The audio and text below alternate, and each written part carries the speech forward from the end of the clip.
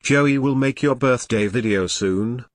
777 undecillion 777 decillion 777 nonillion 777 octillion 777 septillion 777 sextillion 777 quintillion 777 quadrillion 777 trillion 777 billion 777 million 777,777.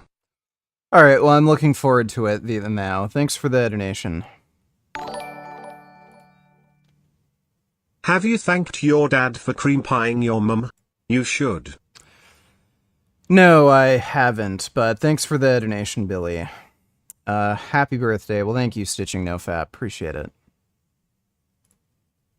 These are great. I mean, they have their pitfalls as well, depending on the methodology. But generally speaking, interventional studies hold the most scientific weight. And if interventional studies hold a lot of weight, like bricks, observational studies are like feathers in comparison. No, they're not. Happy birthday, Richard. Let me see. Bend over. Richard!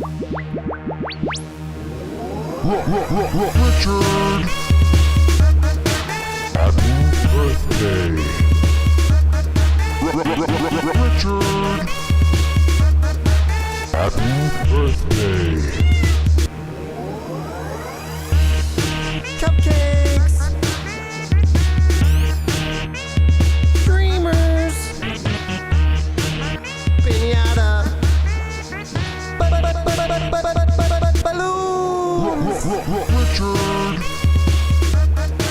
Happy birthday! Richard! Happy birthday! That was wonderful. Thank you. Appreciate the donation, Ben. So, he's saying interventional studies are like bricks, and observational studies are like feathers. That is not true at all. There are intervention studies that are better than observational studies. There are observational studies that are better than intervention studies. This is just a general rule, but there are exceptions to the rule, and just think of it this way. There has never been a randomized trial for smoking on human health. Every single study confirming the negative effects of smoking on human health are observational. Is this guy going to say there is meager scientific support of the idea that cigarette smoking is bad for human health? No. So he's an idiot. Observational studies are extremely good for finding associations between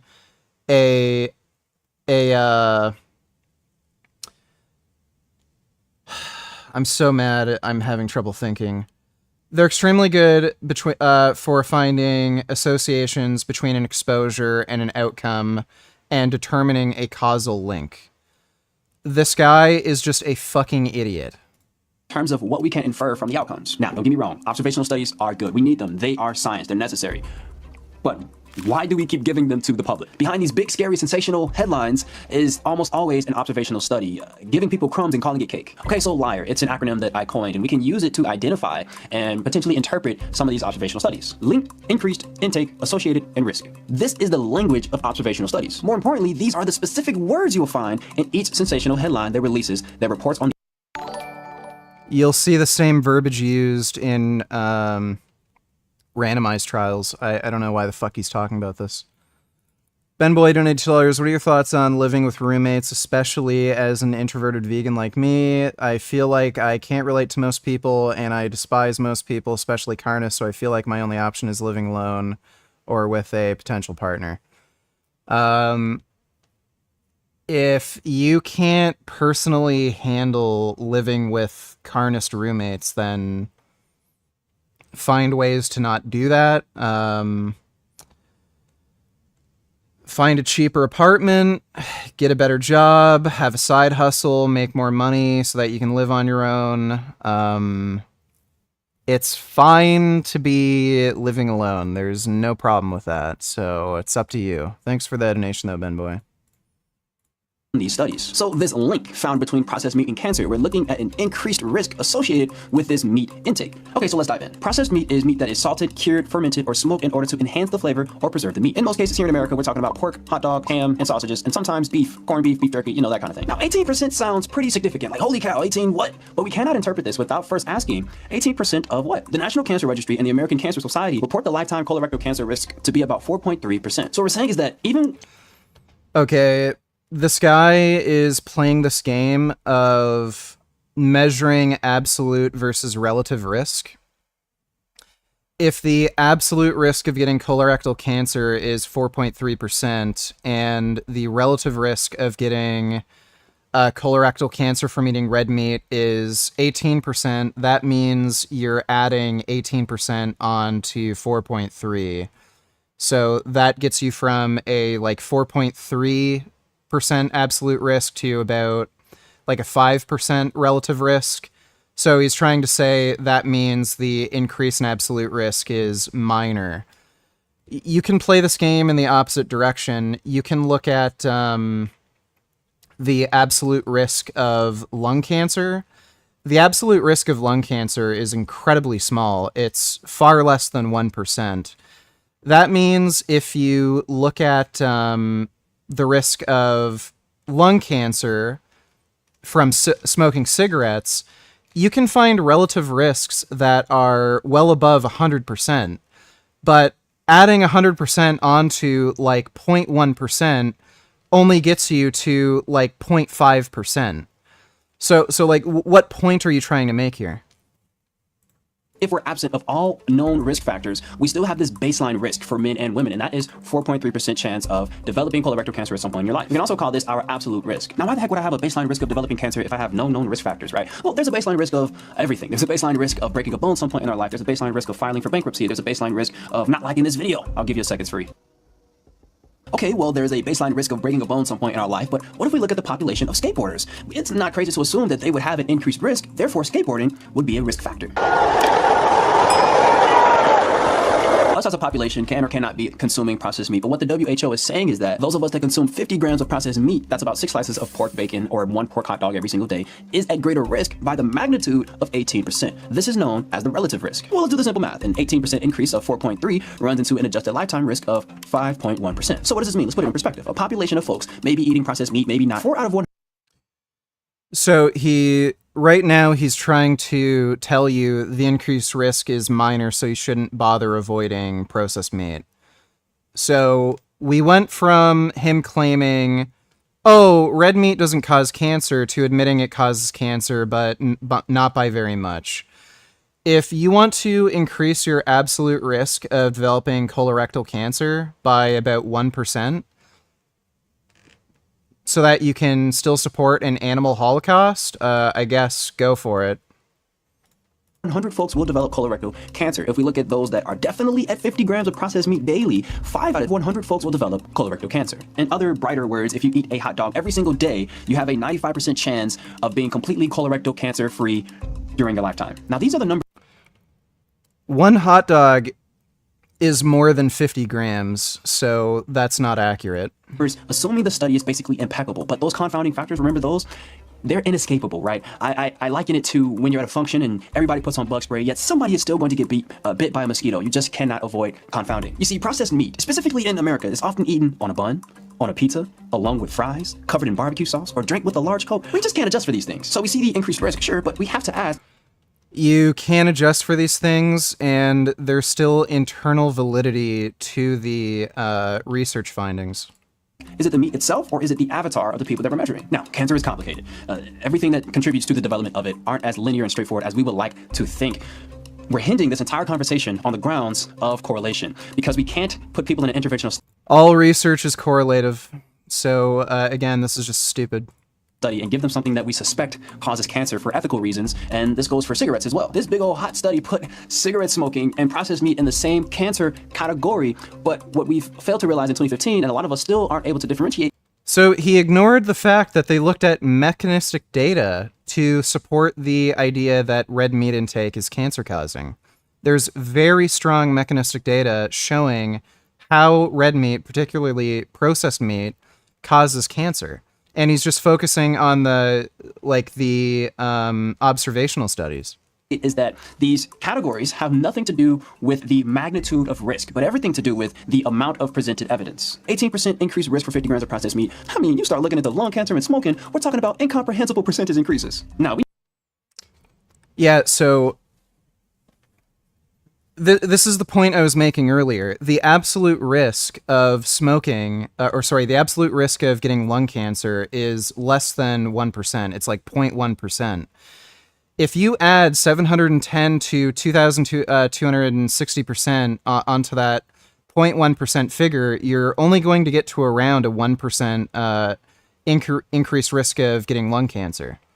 So if he's going to say, oh, well, if there's only a 1% increase in absolute risk, then that could be explained by confounding variables. That's not a high enough increase in absolute risk. You could make that same argument for cigarette smoking then. So based on his own epistemic standards, he would have to say the evidence in support of cigarette smoking being related to cancer is very meager. we need relative risk, and it's not going anywhere. But in my opinion, it should never be communicated to the public, especially in the fashion that it was in 2015. Always look for a liar so you know what you're dealing with. A lack of interpretation for a slew of misleading reports was quite the hit on red meat. But perhaps this final wave has been the most impactful of all to how we view meat in present day. Wave number 3, big animal welfare.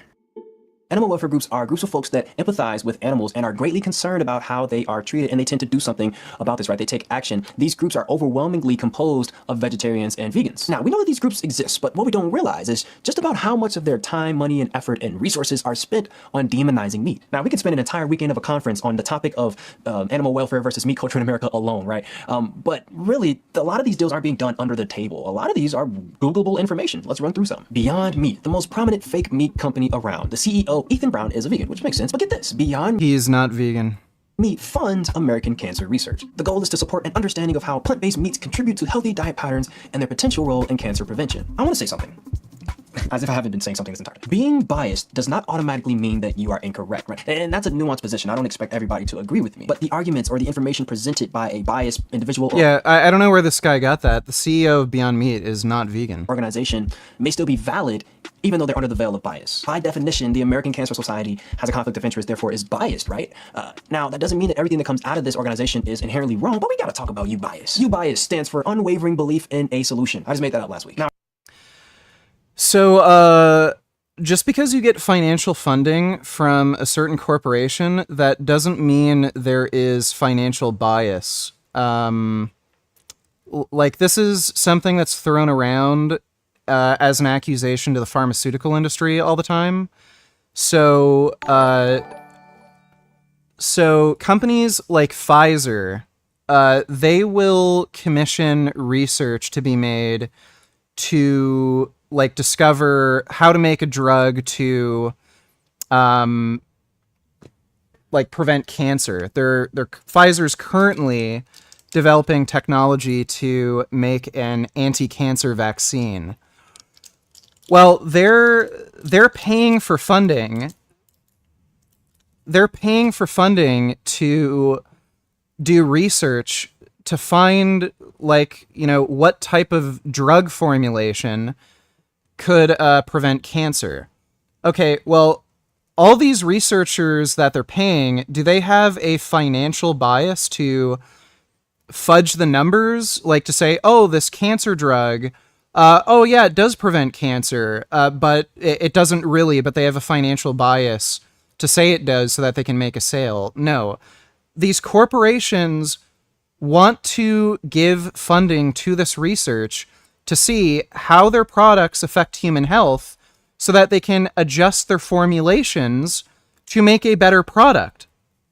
It doesn't necessarily mean they're giving money to these companies to fudge research and lie to the public.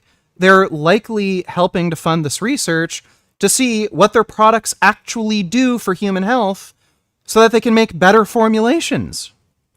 I present this argument to say that it kind of goes for every money tie I'm about to mention. Netflix is game changer. Dodo and Tellers, when are you playing Last of Us part of the first Alan Wake 2 DLC? Tomorrow, also cringe. Yeah, I'll likely play it tomorrow.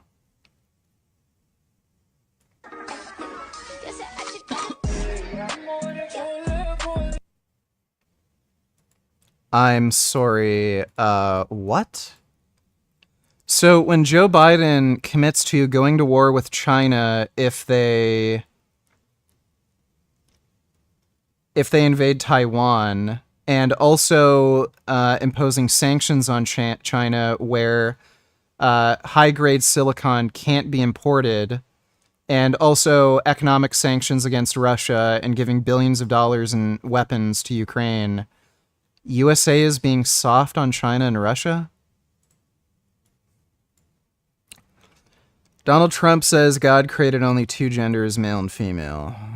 God didn't create shit because he doesn't exist. Julian Assange and his supporters need to stop today to thank President Biden and the United States of America for how humanely they handled his case. Assange published death lists on Afghan informers. When he was confronted about this fact, he replied, well, they're informants, so if they get killed, they've got it coming to them. They deserve it. He worked with fascist Russian Holocaust denier to deliver information on Belarusian descendants to the Lukashenko regime, and he released unredacted information on the virginity status of Saudi women. The fact that Julian Assange is now walking free after doing all of this proves just how much more humane the West is when compared to the regimes he shills for. Yeah, I didn't know some of this. I totally changed my stance on Julian Assange. He actually is a piece of shit, and he deserves to rot in jail. Thanks for the donation, Dodo. Dodo $9. Anti-Semitic Democrat loses his primary. Good. AOC held a rally for him too. Embarrassing. His district is right next to hers. All right, and from the Latimer campaign in White Plains, let's go live to Linda Schmidt, who's at the Jabal Bowman headquarters in Yonkers. Linda, how are things there? Well, spirits, surprisingly very high here tonight. You wouldn't think so, but they are. Now, Bowman showed up here tonight about 9 o'clock, and he was wearing a pair of shorts and a red T-shirt that said Bowman. And when he got up on stage there to talk to the crowd, that's what he was wearing as well. He was taking some selfies with people. His spirits were high. And basically, in a nutshell, he knew that he was not going to win. It would have taken a miracle for him to pull this off because he was so far behind. Tonight, he said he is not done with politics and may have lost tonight, but we are not going to see the last of him. Now, he also was highly critical of that pro-Israel group that Morgan McKay was talking about, that prominent super PAC. I've lost a ton of respect for Bernie Sanders for supporting the pro-Palestinians and criticizing Israel. It's fucking retarded. And Ocasio-Cortez is a fucking moron. That's good news, though. Thanks for the donation, Dodo. You may have seen it. The documentary alone made me go vegan for 12 days. I'm not kidding. It's all about these big, strong, plant-based dudes. And of course, it's littered with anti-meat ideas and theories. It's directed by Louis Sahelios, environmentalist, who's also put out 4 animal welfare movies. It's funded by the Quinn Foundation. The Quinn Foundation is an animal rights grant-makers organization committed to preserving life and the... So notice how this guy cannot provide any evidence to contradict any claims put out by these health organizations or by like the Game Changers documentary. All he does is try to raise doubt by pointing out possible financial incentives. Vegan lifestyle. It's also funded by the VOT Foundation, an animal welfare organization whose president is vegan. It keeps going. You Are What You Eat, a Netflix short series comparing twins that eat vegan or omnivore diets. It heavily promotes the vegan lifestyle. Unapologetically, it's produced by Samara Stein, head of the Oceanic Preservation Society. It's also directed by Sahelios and produced by Kyle Vaught, who, you guessed it, is the president of the VOT Foundation, which donated funds to Stanford, a university that has an entire arm of animal welfare researchers. Their motto, good well-being is good science. And of course, the You Are What You Eat film was filmed at that university, in which one of the professors there is Dr. Christopher Gardner, who's all actions in order to influence the... He literally provided no evidence whatsoever for any of his fucking claims. ...world, and pledged to take care of every single animal that comes through. And meat eaters have continually failed to vote with... Buddy. He had a section on animal rights, and he did nothing to argue against animal rights. Now, vegans aren't saints, but the meat industry and meat eaters are not angels either. The meat industry definitely has not taken a pledge to take care of every single animal that comes through, and meat eaters have continually failed to vote with their dollar. I abhor factory farming, confinement feeding, where you put a bunch of cows in a sheet metal building under fluorescent light and you make...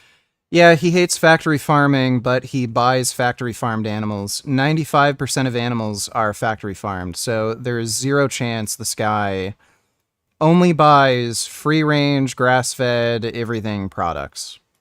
Them eat this shit that's not their diet that they're adapted to. I 100% want everybody, if they can afford ethically raised, humanely raised and treated, grass-finished, please spend your money on that. Encourage that economy. Vote with your dollars if you can afford it. Here's the message for people who can't afford yet to eat the grass-finished, ethically raised, regeneratively ranched meat.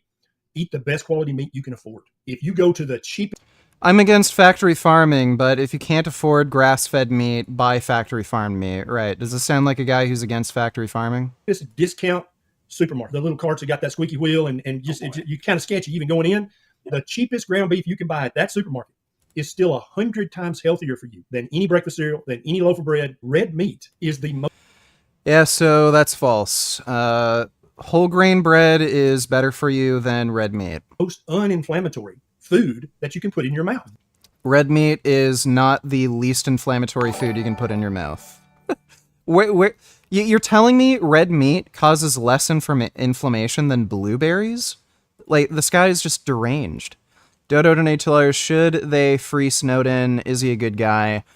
I think they should free Snowden. Also, are you going to stream the debate and live react, or just do normal stream while the debate is happening on Thursday? I'm going to wait for the debate to be over, and then I'm going to react to it after the debate happens. I think it could boost your viewership. You should see if Destiny will collab with you to do it. He's not going to collab with me to do it. Maybe I'll react to it live. I don't know. Thanks for the donation, Dodo. That's still your ancestral food that your genes are adapted to. So why do we believe that red meat is bad? Well, it's narrative seed planting, right? Around this time of year, there's these dandelions that are in the yard, and maybe one day there's 5 or 6, and by the next there's 50 of them in the yard, and it's because their seeds blow easily by the wind, and they plant other dandelions when they land, right? All that proliferating, propagating in the lawn, the same exact thing is taking place with the messaging of nutrition oftentimes, and red meat has definitely been one of the biggest culprits, victims of that process. So hopefully this video, you were able to pinpoint some message that you were given that skewed your view of meat, specifically. This was one of the, this was 40 minutes long, and he literally did not provide a single shred of evidence for any fucking single claim he made. This guy is, this is a fucking idiotic child. I really hope this guy agrees to debate me. I know he won't because he knows he's full of shit. Again, if this kid was capable of providing evidence for any one of his claims, he would have. So he knows he's full of shit. He knows he's a liar, so he's not going to debate me, but, I might make a reaction video to this in a few days. Dodo donate $2. You should ask him anyway, because he knows you provide good commentary and reactions, and he will want that for his channel. You could be in a Discord call and reacting, maybe with some other YouTubers as well. I don't know. React live. I don't think so. Thanks for that donation, Dodo. All right. I think we'll react to these 2 videos tomorrow, maybe. While I'm doing the birthday stream.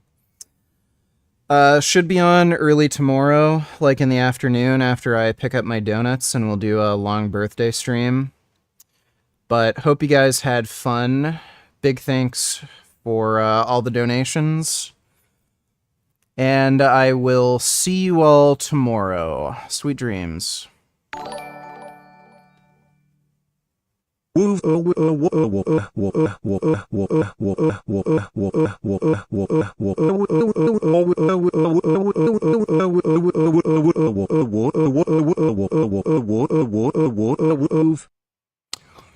you for that, 9014. Appreciate the donation. Excellent spam as always. All right, well, see you all tomorrow. Sweet dreams.